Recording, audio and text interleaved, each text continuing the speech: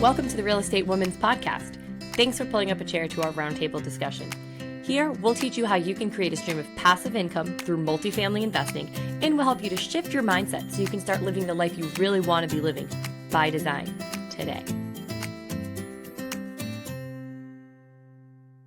Hi, guys. Welcome to the Passive Investing Podcast. My name is Crystal. I'm Colleen. And I'm Tamara. And we're the Real Estate Women. Today, we're going to talk about different ways you could get started investing and which one might work best for you depending on your current situation. Your current situation, it might be the amount of resources you have available, financially what you have available, the time you have available to put towards investing.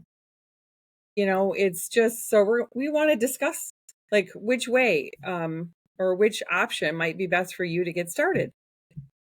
We have a saying we like to say, start by starting.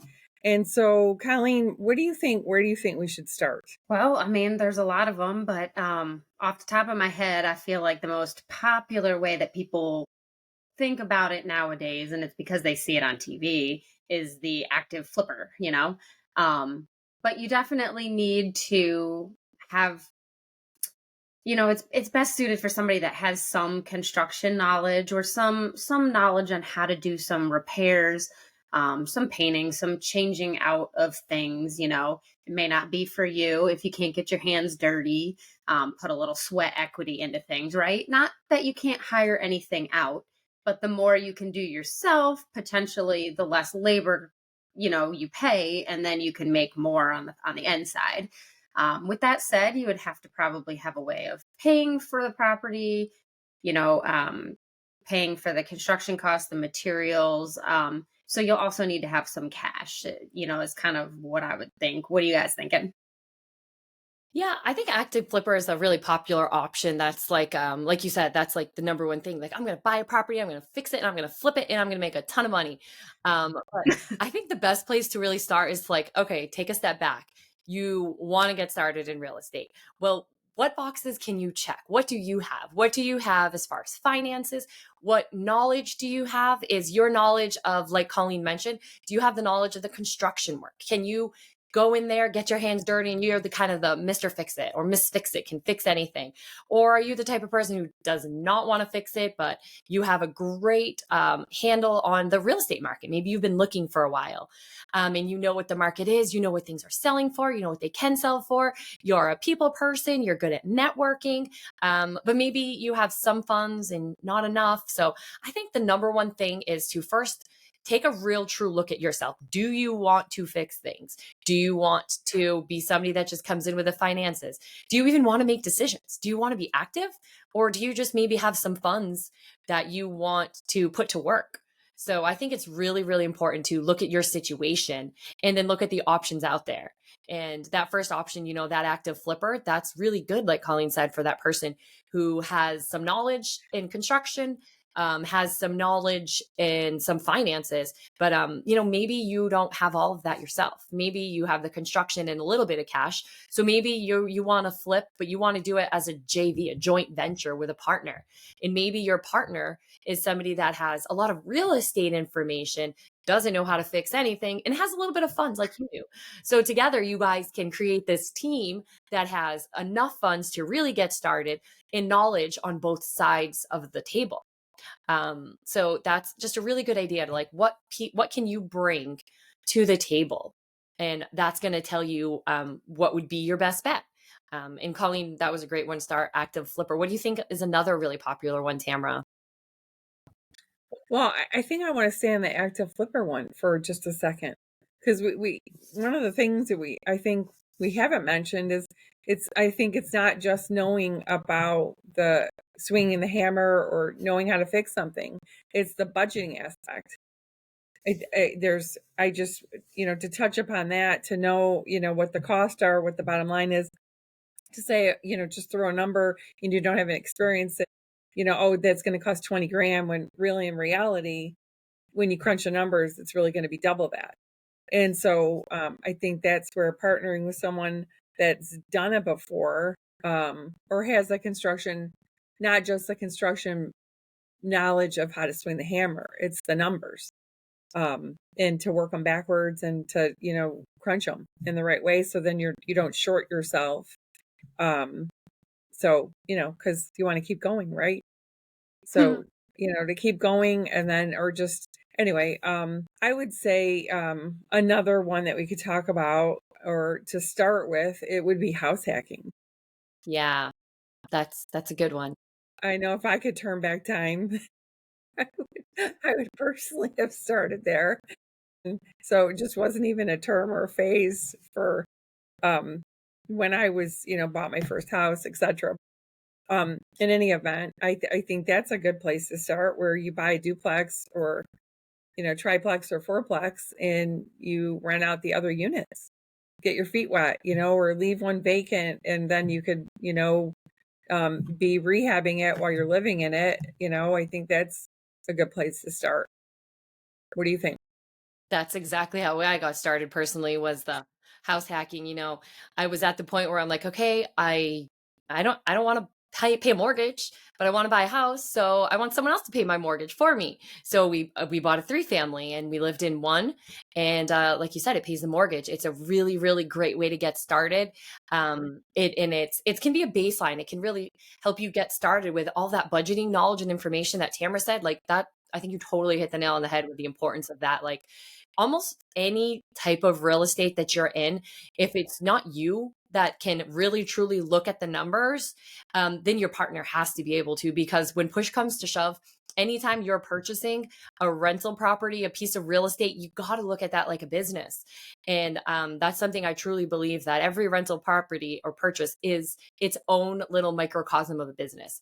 And Mhm. that includes the things, the budgeting, the knowing all your different numbers. How much is it going to cost to flip the house, to fix the house?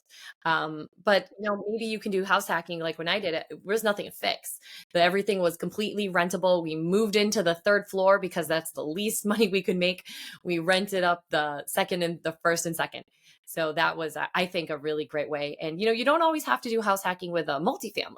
Maybe there's not multis in your area. Maybe you want to do a single family house hack, right? I believe Colleen, you Have you ever lived in a single family house hack? no, but I believe you Well, have.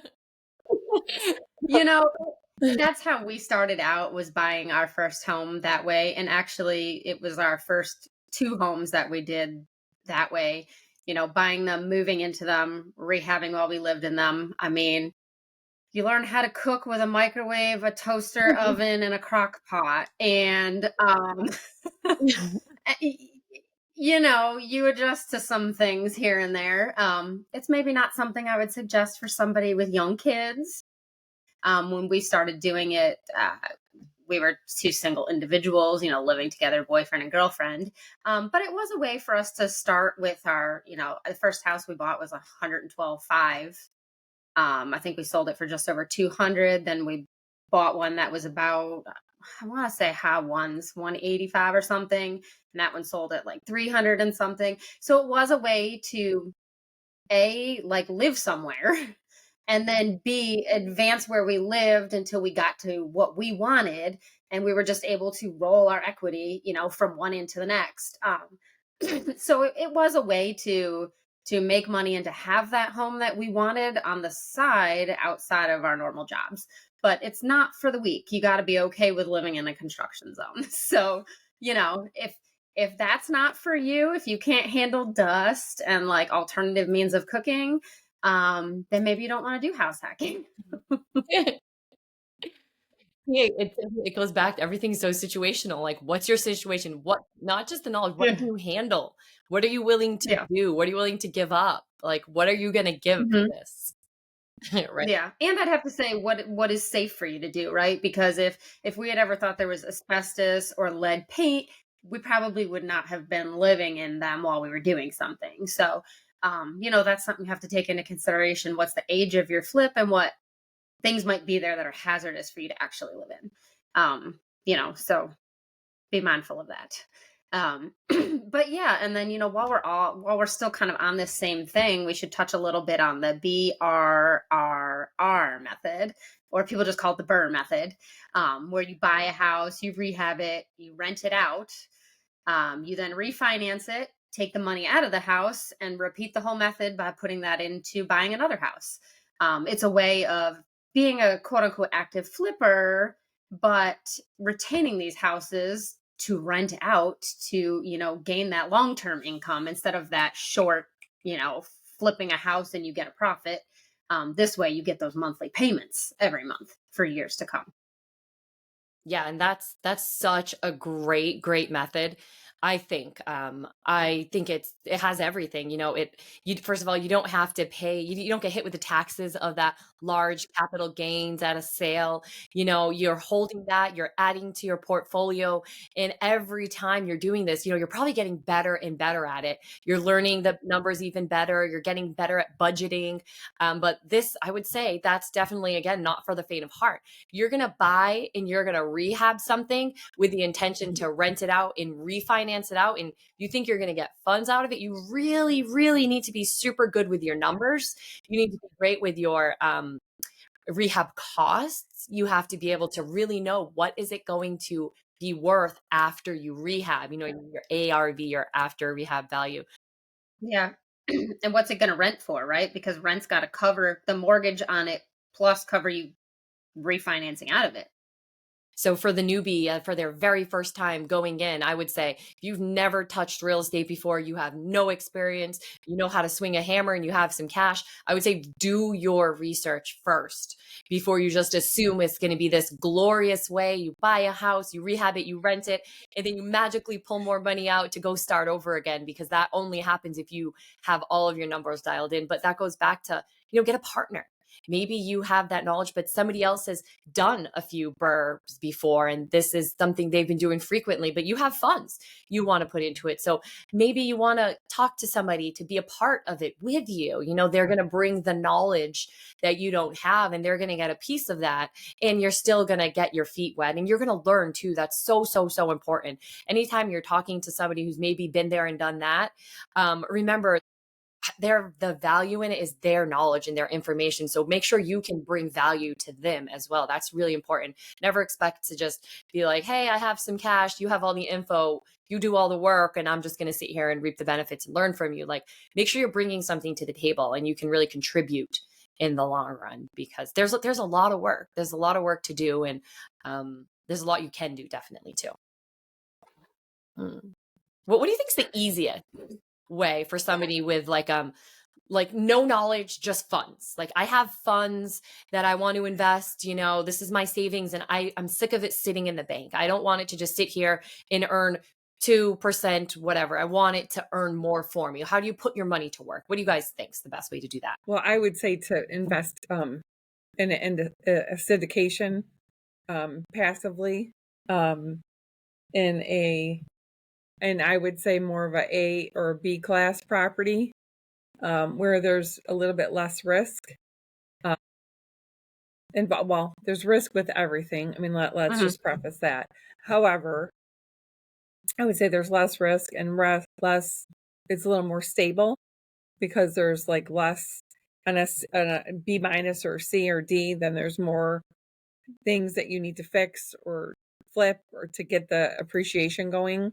So I would say to invest in a syndication type model. Yeah. I mean, I would agree with that. Or, passively investing or lending money to flippers, you could become a hard money lender. Very true. Hey, you need 50 grand for this rehab. I'll give it to you 10%, 6 months. I want my money back. There are people all day long that are always looking for money. So, that would be another way if you're looking for, because sometimes with a syndication, you may get locked in 3-5 years. Whereas, a hard money loan, sometimes flippers are just looking for something quicker. There might be a little bit more risk with it. So hopefully you vet the person, them, they have experience, they know what they're doing, but I would say that would be another way to make some money. What do you think, Crystal? Yeah, I mean, I agree with both of you guys. Like, I know, like, long-term, like, end goal for me is to have everything switched over to just passive investments where I'm not doing any of it. That's like the retirement thoughts and plans and goals. Like where Tenny and I are invested passively in a syndication, and we love it. We took some funds that we could have gotten a big capital gains hit, but we ended up investing that into with the right property, with the right situation, using the right benefits, tax benefits and breaks in certain ways that we won't go into all those nitty gritty details in this particular episode. But, we invested it that way, and the depreciation and what we got out of that, instead of us paying capital gains, we actually ended up making funds and getting write-offs, and of course, every person's situation is different. So just because that was right for me doesn't mean it's right for you. The way you file your taxes is going to depend whether or not you can take advantage of that depreciation. So just make sure you're mindful of that. Everything is, like you said, Colleen, like really look into that flipper. If you're going the flipper option, I think that's really important. And even if you're investing passively in a large syndication, because you're essentially trusting this person with your funds. So you need to make sure that they have all of that knowledge that we spoke about for the other ones. They have to have that in spades, because they're not only dealing with their own funds, but they're dealing with other people's funds. So most of the time they probably do have that. They've been there around the block many times before they even started dealing with other people's funds. But you just want to check. You want to make sure, get all your questions answered. Don't be shy. Ask all the questions. Ask for references if you're going to be, being that hard money lender or that passive investor. But I would say passive investing for me is like my 100% end goal. But it doesn't have to be the end goal for everybody. For me, it's end goal because right now we're active in a lot of different ways and we love it. Like my 9 to 5 is real estate in different ways. So the end game is to stay in real estate in a passive way. So that will be my version of retirement. So that works for us. But some people might want to be really, really active, but they don't have money. Like you just don't have finances at the moment. You don't have it, but you want to put in the hustle. You want to put in the hard work. You're willing to learn. You're willing to get the knowledge.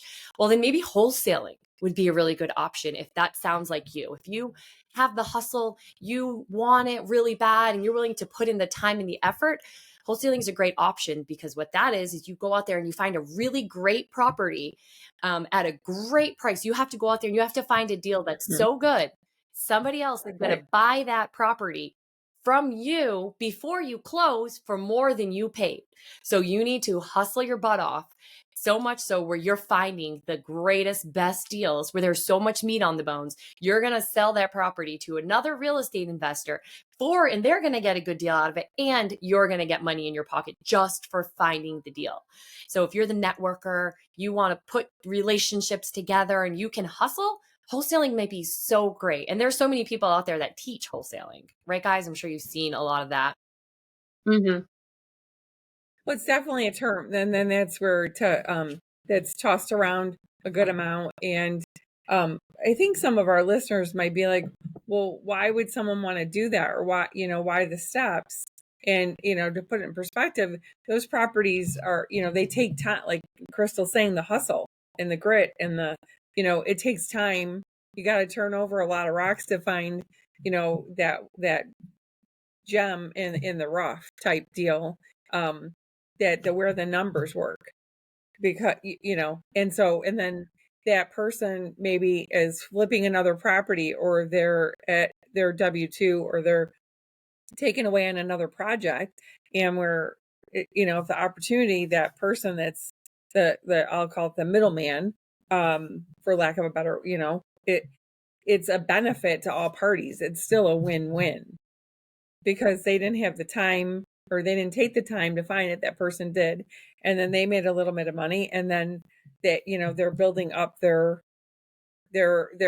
portfolio in a different way. Maybe not in owning real estate off the bat, but they're gaining their momentum financially to put those funds away to reach those goals. The other things, type of investments that we've already discussed. Yeah.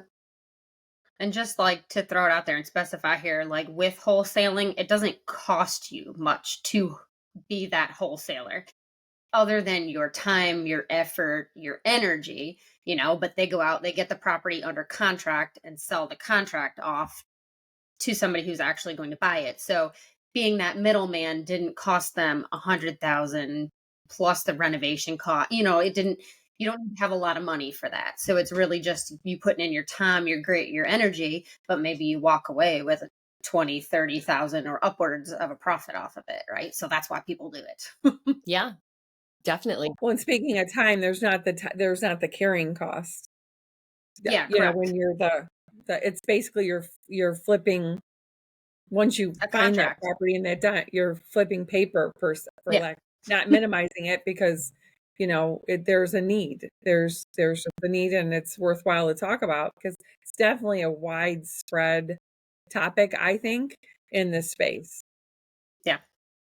It, It definitely and is because like you can literally like you can make that its own business too. Like you can either just go out there Correct. and hustle for the deals or you can purchase lists of foreclosures and try to get the deal. So maybe you do your first one and you're like, wow, that was awesome. Well, let me create a system. I'm like such a system person. Like once you start getting a system of getting that deal flow, like other real estate investors will pay you because they don't want to create a deal flow system. You are essentially becoming a deal flow system that gets all of the deals and you're selling the good deals. And it's again, like Tamara said, it's a win-win because you're putting in the hustle and someone else is still getting a great deal out of it. And that's a lot of work. That might not be everybody's best bet. Some people might want to do the relax on the beach type of real estate investment. Maybe have Mhm. some funds, maybe you ready to purchase something, but you don't really want to you don't want to be too big into it. Like buying something like a short-term rental might be fabulous. Maybe you're hop, skip, and a jump. Like for me here in Massachusetts, go a little bit away and buy a house on Cape Cod. That would be a good short-term rental, or a lot of people say Airbnb option. What do you guys think about that? I think that's a really fun option. Yeah, I mean, I agree. I think that's one way to have your vacation spot every year, but have somebody else pay for it. I mean, is there anything better than that, right? Like, you do have to follow I know some places there's some legalities on how often you can technically use it for free in a year, if it's your business and, et cetera, et cetera. But I mean, yeah, why not? I would love to have a house on the beach that I could go to for 1 or 2 weeks out of the year. Spruce it up, make it what I want when I'm there, and then have other people pay for it all the rest of the time. Like, why not?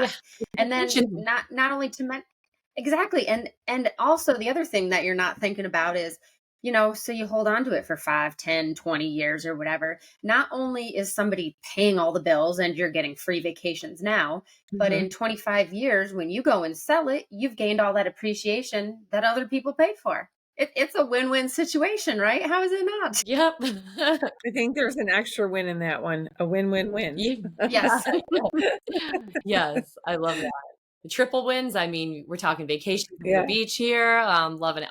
Now, what what if we do this internationally? Like, can we get a place in Mexico on the beach? Like, I don't have that info, but I think we might have to have an episode about that because that's like gonna maximize your vacation hacking. And I don't know if that's a thing, but short-term rentals it is. can be vacation hacking because like Colleen said, you're getting all the benefits. You still have the ability to go there and vacation hack, but Yeah, and you know what? There is a couple in our multifamily group that do that. I think they're out of California and they hack timeshares, I think. But anyways, yeah, somehow I've seen them post some stuff online about it, and it's interesting. I'm all there. I'm all for that.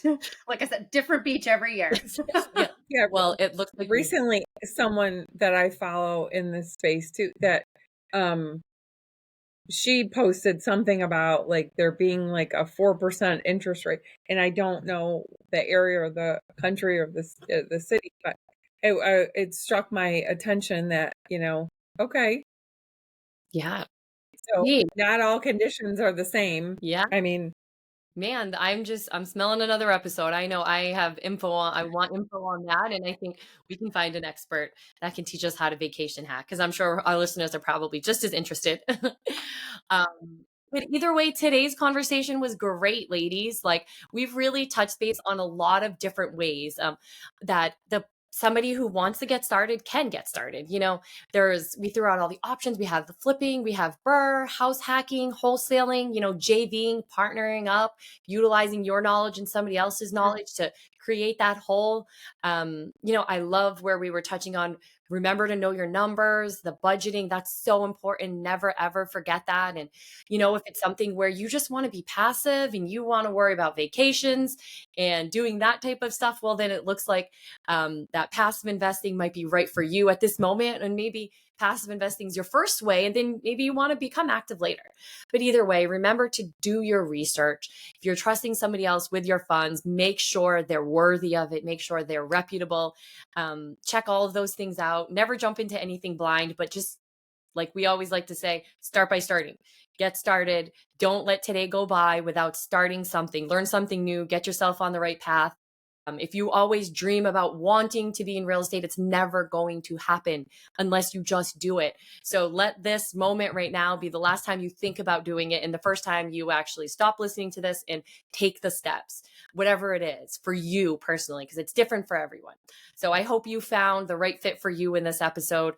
We just want to say thank you guys so much for listening. Thank you for joining us at our roundtable today. If you want to learn more, you can always check us out on Instagram, Facebook, and of course, YouTube, or visit our website at therealestatewomen.com. So thank you so much, guys. Take care. Bye. The information contained in this podcast is for educational purposes only. We are not licensed professionals and do not give investment advice, tax advice, or other professional advice. Please consult a licensed professional before making any financial decisions.